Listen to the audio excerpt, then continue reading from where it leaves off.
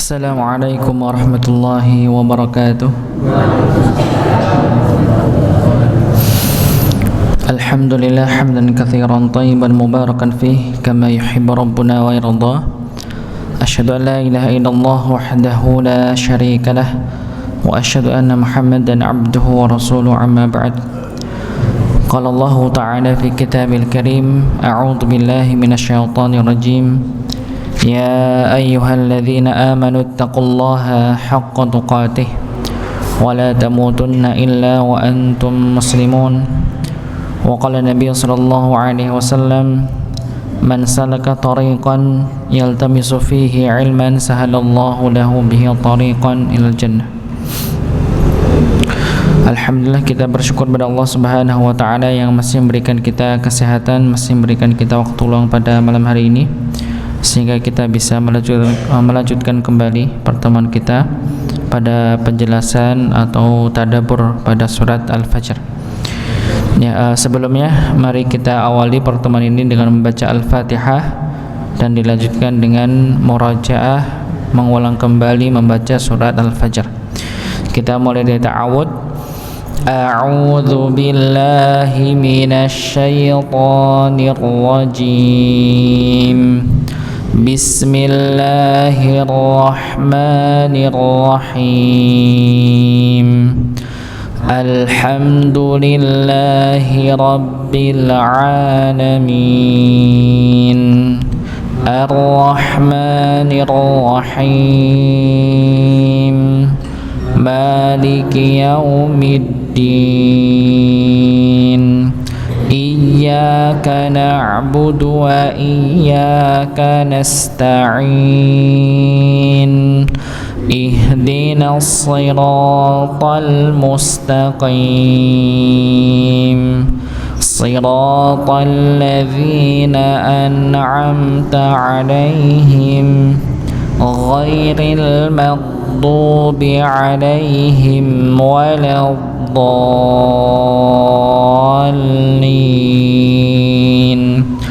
Amin.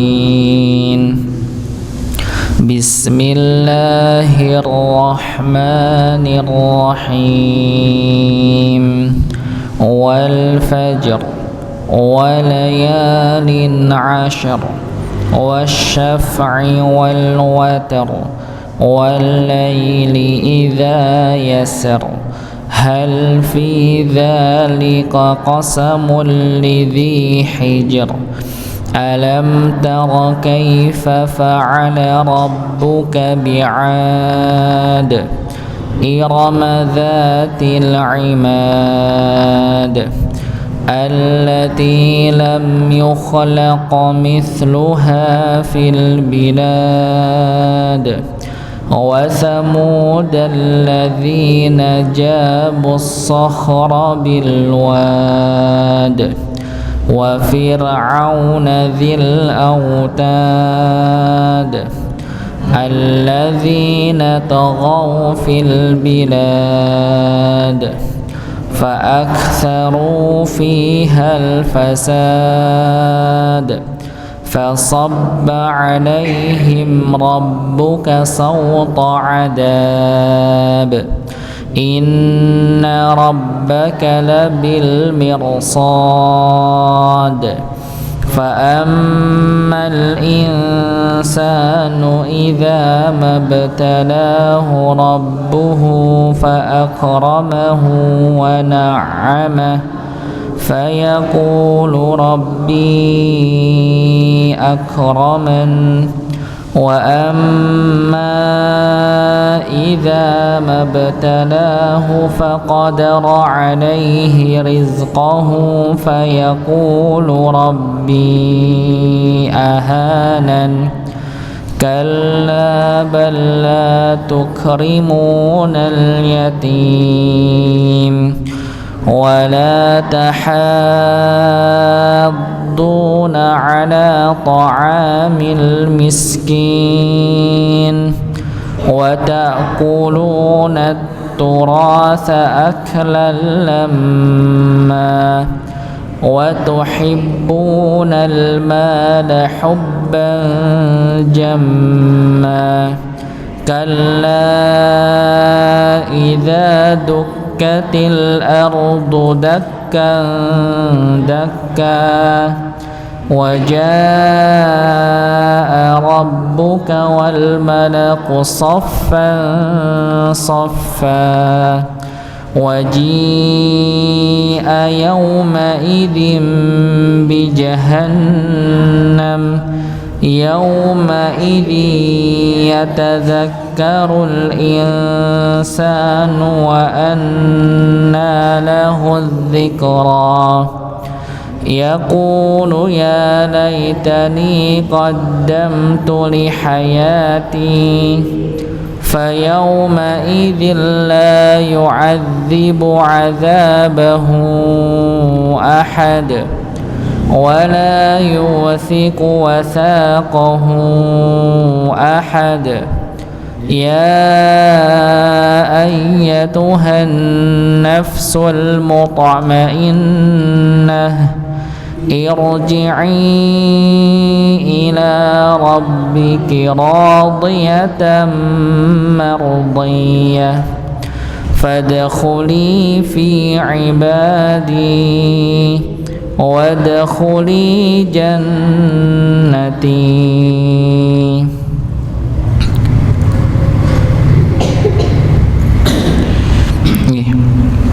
Sebelumnya kita sudah sedikit mengulas pada ayat yang ke-7 yang berbunyi Irama dzatil imad, yaitu penduduk Iram yang mempunyai bangunan-bangunan yang tinggi. Maka secara fisik kekuatan ya kaum Ad ya itu melebihi pada kakek moyangnya ya. Dan ketika sudah kita jelaskan beberapa sanad nasab ya, nasab kaum Ad yang bersambung kepada Nabi Nuh alaihi salam ya, yang Ad bin Iram bin Awad bin Syam bin Nuh ya. Dari segi jarak nasabnya jauh, tapi dari segi kemampuan fisiknya melebihi nenek moyang mereka ya. Berikutnya pada ayat ini pula juga kita diterangkan bahwa ya kaum Ad ini menyombongkan diri dengan kelebihan yang Allah berikan kepada mereka, tapi mereka menyombongkan diri seakan-akan mereka lebih unggul daripada lainnya ya, dan dia lupa bahwa Allah Subhanahu wa taala jauh lebih kuat, lebih besar dibandingkan mereka. Dan Allah Subhanahu wa taala juga menggambarkan bagaimana Allah Subhanahu wa taala memusnahkan mereka, mengazab mereka dengan Allah Subhanahu wa taala mengirimkan sebuah angin yang begitu besar sampai Allah Subhanahu wa taala menjadikan mereka seperti pohon kurma yang kosong, yang lapuk ya, sebagaimana disebut oleh para ahli tafsir, sampai digambarkan mereka ketika terombang-ambing ya dalam pusaran angin yang begitu besar, lalu Allah Subhanahu wa taala jatuhkan mereka dalam keadaan kepala terlebih dahulu sampai kepalanya hancur ya. Dan para ulama juga mengomentari pada surah Al-Qamar ayat 20 bahwa mereka bukan hanya kepalanya saja yang Allah hancurkan, tapi Allah jadikan mereka usus, jantung dan seluruh isi dalamnya Allah keluarkan seluruhnya ya, seakan-akan tidak ada miliki apa-apa, kepala tak ada ya, daleman, usus dan sebagainya juga Allah hilangkan dengan angin tersebut. Berikutnya Allah Subhanahu wa taala ya berfirman, allati lam yukhlaq mithluha fil bilad, yang belum pernah diciptakan seperti itu di negeri lainnya. Dan salah satu pendapat adalah mengenai ya bangunan yang mereka buat, dan tidak ada pernah manusia membuat bangunan yang lebih canggih daripada mereka buat ya. Berikutnya ayat 9, wa thamud alladzina jabu sakhra bil wad, dan terhadap kaum Thamud yang memotong batu-batu besar di lembah ya. Ini ada beberapa yang mengatakan di sebuah daerah namanya Al-Ula di Saudi Arabia, di Jazirah, yang itu ada yang menisbatkan mereka, tempat itu adalah peninggalan dari kaum Tsamud, yaitu mereka biasa membuat tebing-tebing menjadi rumah-rumah mereka, tempat tinggal mereka. Ya, ini sekilas ya, walaupun sekali ada sebagian mengatakan ini kurang valid ya, menisbatkan sebagai tempat kaum Lut, kaum Tsamud, tapi sebagian besar mengatakan ini adalah peninggalan dari kaum Tsamud. Ya. Jadi tebing-tebing yang dibuat rumah bagi mereka sebagai tempat tinggal. Jadi bukan hanya sekedar luarnya saja tampaknya rumah, tapi dalamnya juga ada perabotan-perabotan yang memang mereka buat dari tebing tersebut. Ya. Menguji tempat-tempat seperti itu diperbolehkan, tetapi hendaknya untuk mengambil pelajaran. Ya, Rasulullah sallallahu alaihi wasallam bersabda, "La tadkhulu masakinal ladzina zalamu illa an takunu bakin an yusibakum ma asabahum." Janganlah kalian memasuki tempat tinggal orang-orang yang zalim kecuali sambil menangis, karena apa yang menimpa mereka bisa menimpa kalian. Ini salah satu adab yang perlu kita lakukan ketika mengunjungi tempat-tempat yang kita tahu bahwa ini adalah tempat yang pernah Allah jadikan kaum itu diazab.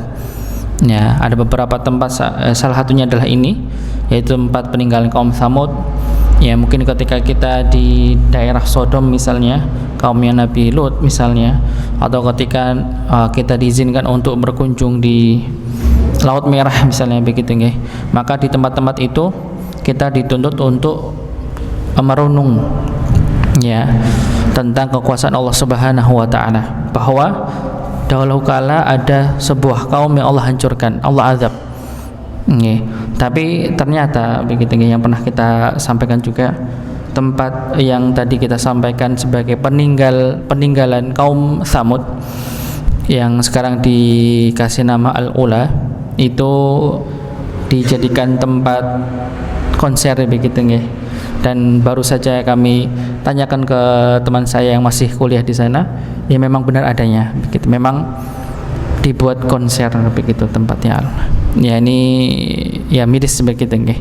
Tapi ya wallahu alam ya, ada keputusan apa di sana, saking apa dibuat untuk pesta lah gitu ya, ada konsernya juga begitu. Padahal harusnya tempat seperti itu di zaman dahulu memang tempat yang paling dijauhi, maka kita nggak pernah menemukan di sana adanya tempat tinggal. Ya, tapi akhirnya sekarang di zaman yang sudah mendekati hari kiamat begitu nggih. Jadi Al-Ula ini bukan hanya sekedar tempat untuk merenungi saja, bahkan sekarang malah menjadi tempat yang sebagai hiburan mereka. Nih. Sama Ustaz, di Jogja ini ada tempat yang dihindari. Kalau tidak salah wakil Raja Jogja yang ada di Balikpapan. Kenapa kok sepi? Tempatnya megah. Karena memang dulu mungkin ya seperti ini. Oh begitu. Ada satu yang saya lihat memang orang ya. Oh, tempat apa Pak itu? Makam wakil raja. Oh makam raja itu Imo gitu bukan? Oh bukan benar. Di daerah Banguntapan. Oh Banguntapan. Apa lupa saya namanya. Oh gitu. Nggih. Tempatnya megah, misalnya untuk rekreasi juga oke, tapi di situ enggak. Makanya kenapa? Karena dulu seperti ini, mengenai dolim ini kan tidak Nggih. satu yang saya lihat. Oh gitu nggih. Oh ya. Ya mungkin ada nggih di beberapa daerah di Indonesia juga, mungkin salah satunya mungkin di Jogja, di Banjarnegara juga ada. Nggih, kalau nggak salah tahun 1955 kalau nggak salah ingat nggih. Ya ada daerah yang Allah jadikan hampir seperti terjadi di kaum Lut begitu nggih. Dibalik sama Allah Subhanahu wa taala sampai desa yang dikenal subur makmur segitu sudah tidak ada lagi. Ya, saya lupa namanya tempatnya. Saya ingatnya di Banjarnegara. Dibuat kayak apa monumen ya kalau nggak salah ya, untuk pengingat bahwa di daerah itu ada tempat yang pernah terjadi bencana yang begitu besar yang tidak terbayangkan oleh manusia. Ya, jadi pagi-pagi mereka bangun sudah tidak ada tempatnya itu lagi. Ya. begitu ya. Saya lupa namanya guys, tapi sudah cukup lama. Tapi di situ juga ingat saya nggak ada yang menempati juga Pak, cuma mungkin dibuat ladang apa ya, tapi kalau di tempat tinggal kayaknya tidak sepertinya. Termasuk laut mati itu ya? Laut mati mungkin termasuk begitu ya. Karena saya kalau beli lama-lama gitu Pak, kalau bisa disaring jangan lama-lama. Oke. Ya mungkin begitu. Laut mati. Ya mungkin termasuk juga. Ya. Berikutnya wa fir'aun dzil autad, dan terhadap Fir'aun yang mempunyai pasak-pasak bangunan yang besar. Dan ini beberapa pendapat tentang pasak tersebut. Ada yang mengatakan ini adalah tali-tali ya untuk menyiksa ya Bani Israel saat itu. Ya, ada yang menyebutkan sebagai pasak-pasak payung-payung besar sebagai tempat untuk bersinggahnya Fir'aun ketika dalam bepergian, atau tempat wisatanya begitu ya, wisatanya Fir'aun yang memang terbuat dari payung yang begitu besar yang membutuhkan banyak pasak untuk mendirikannya. Yang ketiga, ada yang berpendapat bahwa pasukannya Fir'aun ini mereka tangan dan kakinya memang diikat dengan ikatan atau dengan besi begitu biasanya, untuk menandakan dia sebagai tentaranya Fir'aun. Berikutnya alladzina taghaw fil bilad, yang berbuat sewenang-wenang di dalam negeri. Ya, mereka semua yaitu kaum 'Ad, kaum Tsamud dan kaum Fir'aun telah melampaui batas, ya, berbuat kezaliman di negeri-negeri, melanggar larangan Allah dan sombong di atas muka bumi. Jadi semua yang dijadikan contoh Allah Subhanahu wa taala, mereka telah membangkang, telah durhaka kepada Allah Subhanahu wa taala dengan kesombongan mereka. Fa'aktsaru fihal fasad, lalu mereka banyak berbuat kerusakan dalam negeri itu. Akhirnya mereka melakukan banyak kerusakan karena seseorang yang sombong dan sewenang-wenang biasanya akan menimbulkan kerusakan. Ya.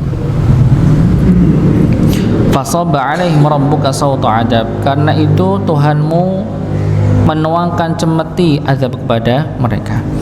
Disebutkan karena mereka banyak melakukan kerusakan, maka Allah berikan azab kepada mereka, yaitu azab di dunia sebelum di akhirat kelak. Ya, ditimpakan azab lagi yang lebih berat. Allah memberi ungkapan dengan cemeti yang menunjukkan azab yang Allah timpakan kepada mereka adalah ringan dibandingkan dengan azab yang akan mereka terima di akhirat. Fir'aun dan kaumnya diazab oleh Allah dengan cara ditenggelamkan oleh Allah. Allah merintahkan Musa untuk memukulkan tongkatnya. Dalam Al-Quran Allah Subhanahu wa ta'ala berfirman, walaqad awhayna ila Musa an asri bi'ibadi fadrib lahum tariqan fil bahri yabasan la yakhafu daraka wa la takhsha. Dan sungguhnya telah kami wahyukan kepada Musa, pergilah bersama hamba-hambaku Bani Israel pada malam hari, dan buatlah untuk mereka jalan yang kering di laut itu. Engkau tidak perlu takut akan tersusul dan tidak perlu khawatir akan tenggelam. Fa'asri bi'ibadi laylan innakum muttaba'un watrukil bahra rahwa innahum jundum muqraqun. Allah berfirman, karena itu berjalanlah dengan hamba-hambaku pada malam hari, sungguhnya kamu akan dikejar, dan biarkanlah laut itu terbelah, sungguhnya mereka bala tentara yang akan ditenggelamkan.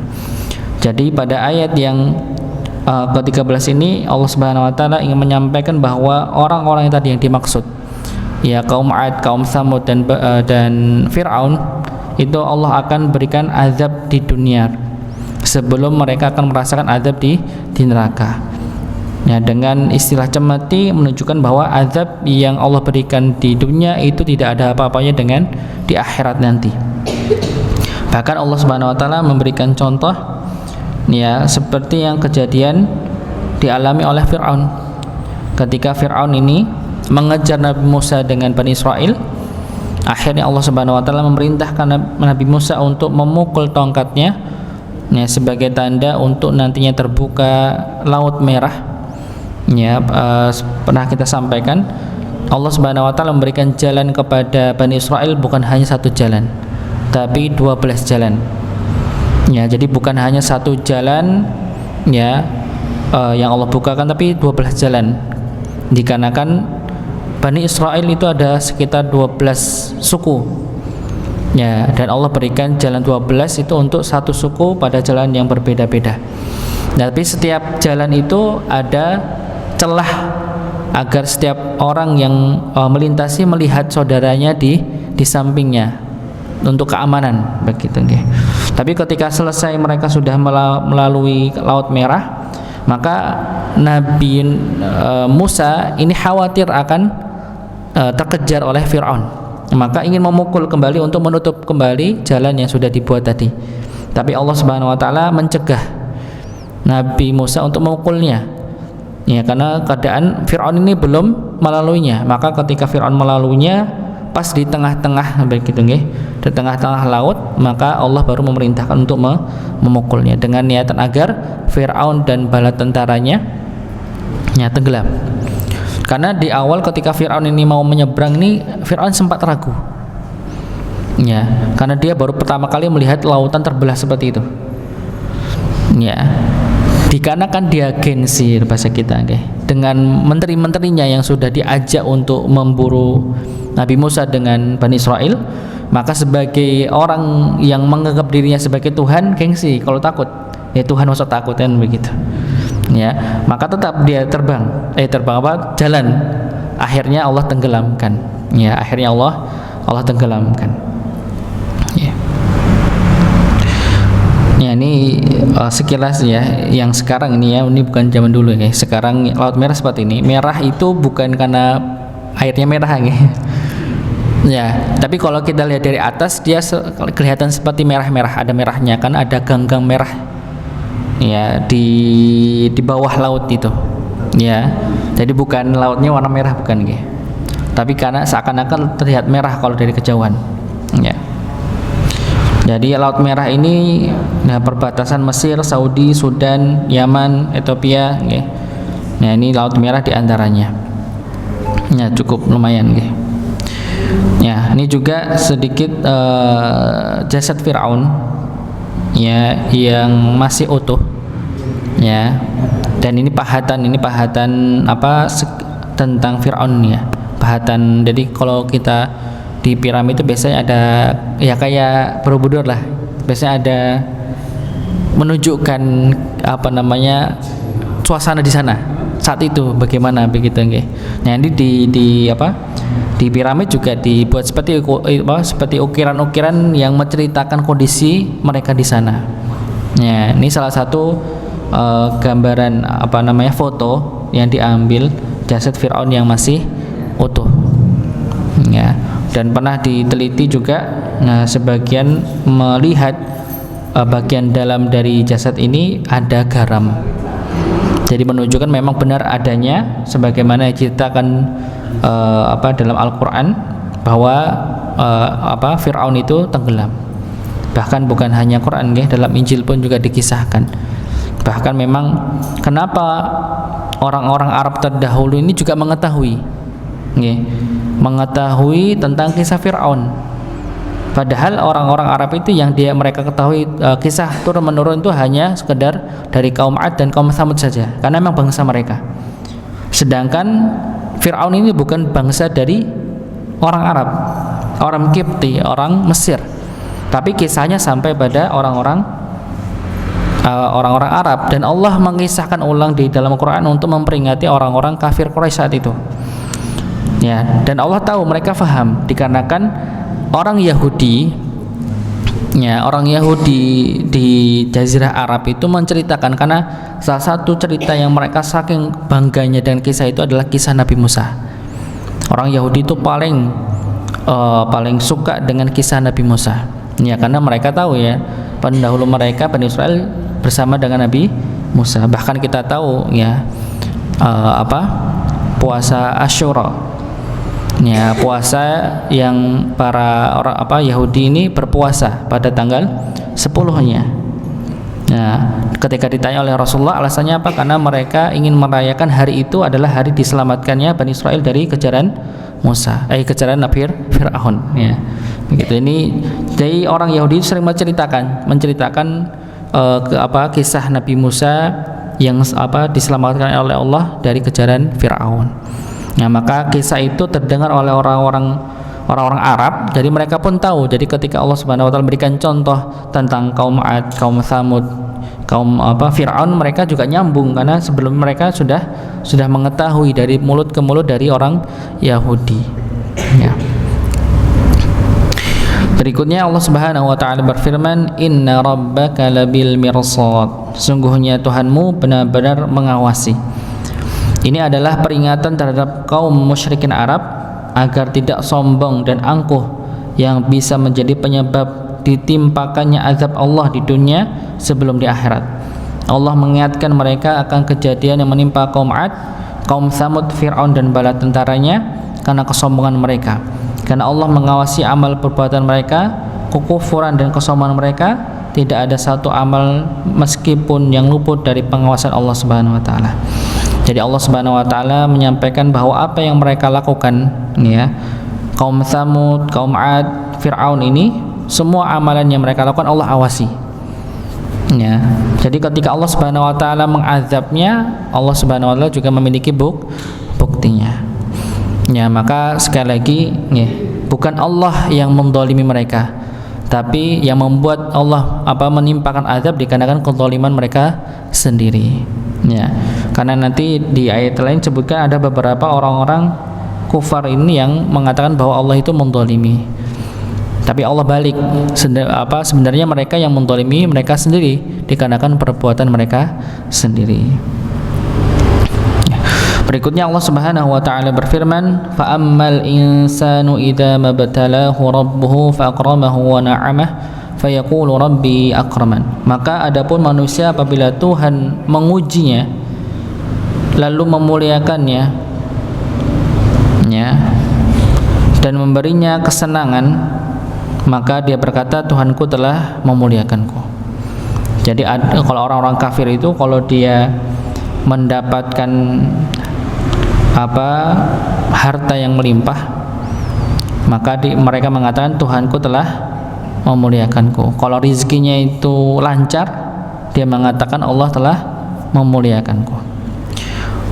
Berikutnya Allah Subhanahu wa taala berfirman pada ayat 16, "Wa amma idza mabtalahu faqadara 'alaihi rizqahu fayaqulu rabbi ahanan." Namun apabila Tuhan mengujinya lalu membatasi rizkinya, maka dia berkata, Tuhanku telah menghinaku. Ya, orang-orang kafir itu kalau misalnya rizkinya syarat, ya, maka dia akan mengatakan Tuhanku telah menghinakanku. Para ulama memberikan kaidah jika disebutkan kata al-insan di dalam surat Makkiyah, maka itu maksudnya adalah orang kafir. Ya, jadi kalau ada kata al-insan seperti tadi ayat ke-15, fa'ammal insan, al-insan ini dimaksudkan adalah lebih condong kepada orang kafir ketika surat Makkiyah, ya, surat yang diturunkan sebelum hijrah.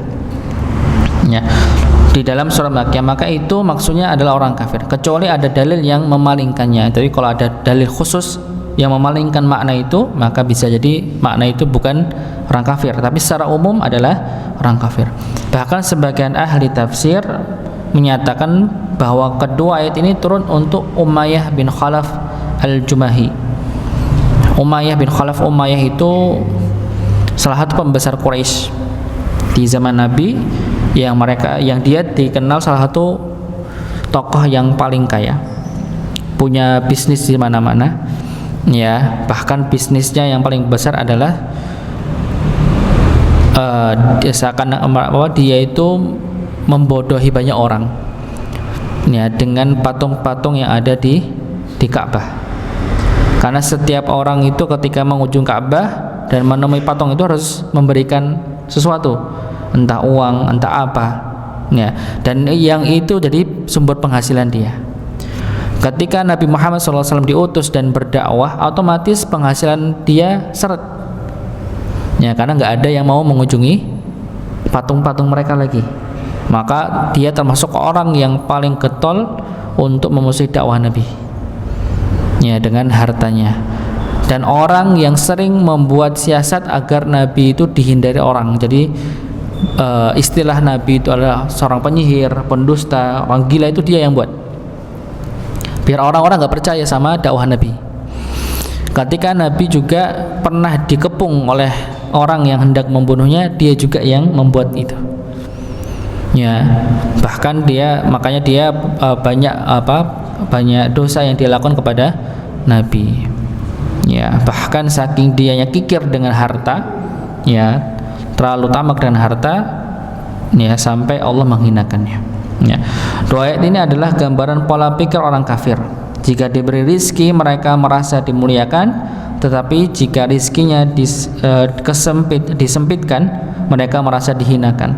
Mereka menjadikan barometer kemuliaan dan penghinaan pada harta. Adapun orang beriman tidaklah demikian.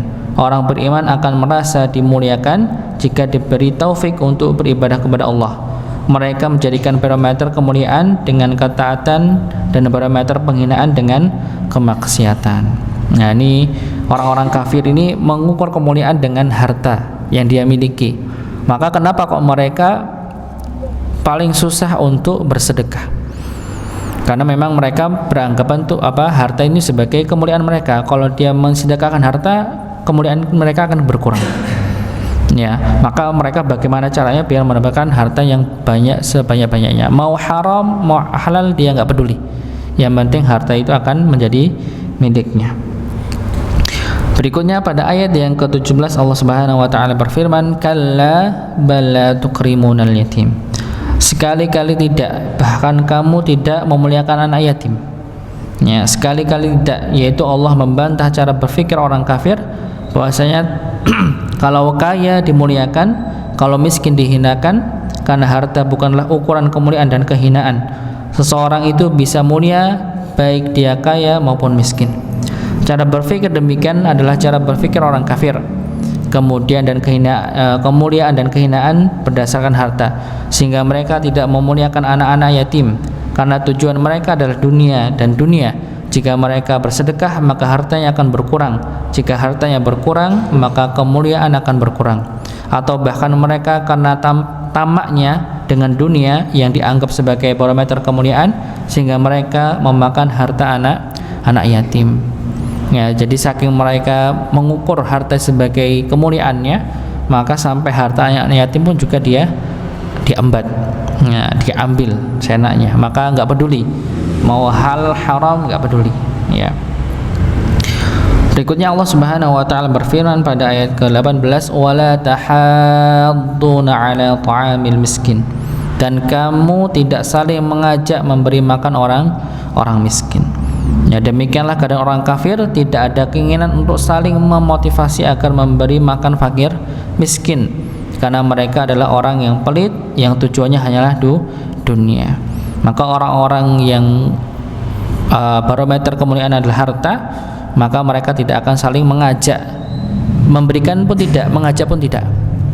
Dikarenakan apa? Dikarenakan mereka juga akan berusaha orang-orang yang punya keinginan untuk bersedekah ini untuk dicegah. Dikarenakan apa? Dikarenakan ketika ada orang yang bersedekah sedangkan dia tidak, maka akan ketahuan bahwa dia ada orang yang kikir. Maka biar seakan-akan ada temannya, maka orang-orang yang punya niatan untuk bersedekah dia cegah. Ya, biar seakan-akan ada temannya, bukan hanya dia saja yang tidak mau bersedekah. Ternyata masih ada orang-orang yang tidak mau sedekah dikarenakan hasutan dia. Ya, maka dia pun mencegah dan tidak mengajak orang-orang untuk bersedekah. Berikutnya Allah Subhanahu wa taala berfirman pada ayat 19, "Wa ta'kuluna at-turatsa aklan lamma." Sedangkan kamu memakan harta warisan dengan cara mencampur baurkan yang halal dan yang haram. Ya. Sebagaimana disebutkan sebagian para ulama, al-aqlul lammu alladhi ya'kulu kulla syai'in yajiduh la yas'alu anhu ahalalun huwa am haramun wa ya'kulu alladhi lahu wa li ghairihi. Ya, beliau mengatakan aqlan lamma, yaitu yang memakan segala sesuatu yang ia dapati. Ia tidak bertanya tentang harta yang ia dapati di tangannya apakah halal atau haram. Ia juga memakan miliknya dan milik orang lain. Demikianlah keadaan orang kafir, tidak peduli, yang penting dapat uang yang berlimpah, baik dengan cara yang benar ataupun cara yang batil. Kata mereka, harta yang halal adalah harta yang di tangan, harta yang haram adalah harta yang tidak ada di tangan. Semua harta yang sampai di tangan bagaimanapun caranya maka itu halal. Mereka memakan harta warisan yang bukan hak mereka, ini semua karena tamak terhadap dunia. Karena ukuran kemuliaan adalah harta, maka dia cari sebanyak-banyak harta, tidak peduli haram maupun halal. Berikutnya Allah Subhanahu wa taala berfirman pada ayat 20, wa tuhibbunal mala hubban jamma, dan kamu mencintai harta dengan kecintaan yang berlebihan. Ya. Ini adalah sifat-sifat umum pada orang kafir. Dan demikianlah pula sifat manusia secara asalnya, yaitu mencintai dunia, mencintai harta. Terlebih harta tersebut diraih dengan susah payah, dengan membanting tulang, dengan mengeluarkan keringat, kemudian setelah mendapatkannya lalu diperintahkan untuk diinfakkan, maka itu adalah hal yang sangat berat. Ya, padahal hal tersebut tidak akan dibawa mati. Hakikat harta kita adalah yang diinfakkan. Ya, maka orang-orang kafir ini ya tidak mau harta yang dia miliki itu berkurang. Karena apa yang mereka sudah kumpulkan ini ya butuh dengan jerih payah yang dilakukan untuk meraihnya. Ya, karena ketika harta itu berkurang untuk diberikan kepada orang lain, ya maka akan berkurang kemuliaannya. Ya. Maka pernah kita sampaikan pada tafsir surat yang lalu nggih. Saya lupa ayat apa, ayat berapa, surat apa itu. Tapi di situ dijelaskan bahwa dalam hadis harta yang diinfakkan itu adalah harta yang tersisa. Sedangkan harta yang dia gunakan untuk kebutuhannya maka itu yang tidak tersisa.